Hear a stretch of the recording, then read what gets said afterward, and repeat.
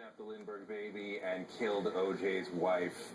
So, I mean, it's perfectly possible that those charges could be added to an indictment. Extraordinarily busy, and of course we should take these claims by Glenn Beck extraordinarily seriously. We are. Because everything that he says is correct and never lunacy, because Obama hatred does not cloud the brain and make you have bizarre thoughts that have nothing to do with reality. What is he talking about? But also, there's this desire I see here of using Islamophobia to explain everything, right? We have this confusing world that we're afraid of. We have enemies coming at us. Many of them are homegrown, right? Many of them are like Adam Lanza. They don't have any ideology at all, right? And then some of them come from other parts of the world. But if we cannot use Islamophobia to explain all of them, then it would be too confusing and too chaotic. Okay. So we have to put everything into that lens. Okay, that's too factual a response. Joe, I want you to listen to Mr. Beck, because he says he's actually in possession of documentary evidence. Take a listen to this. Here it comes.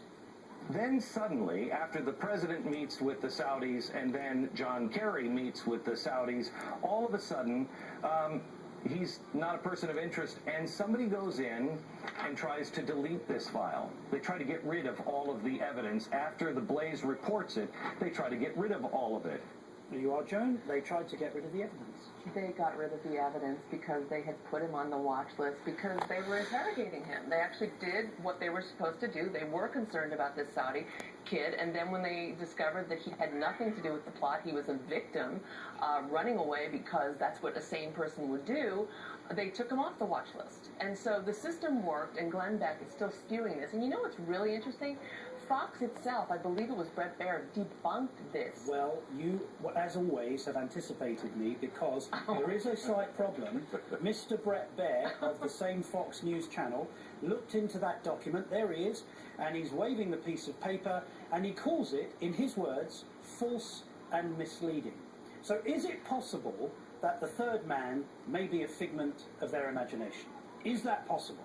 The third, yes, and the third man, they make the third man exist because they have spent so much time demonizing this president, insinuating that he either has some Muslim ties and beliefs, or else he's too soft, he's too politically correct, that this has to go together. This whole conspiracy theory is the culmination of 5 years of making this man not one of us, the other, and perhaps he does have a funny And all these sort of things that we don't have to trust Obama, because he's not one of us, right. Because he's somebody that we can hate, because he's not that intelligent, he's not really American. If he's lying about his basic identity, then we don't have to trust anything else he ever says. So we can foment this deep distrust of him all the way along the line and use it at any point. And this plays extraordinarily well in these sort of Michael Savage, Mark Levin, these sort of... Of course, I mean, Glenn Beck was invited onto O'Reilly, but Joan, here's the problem with all of this.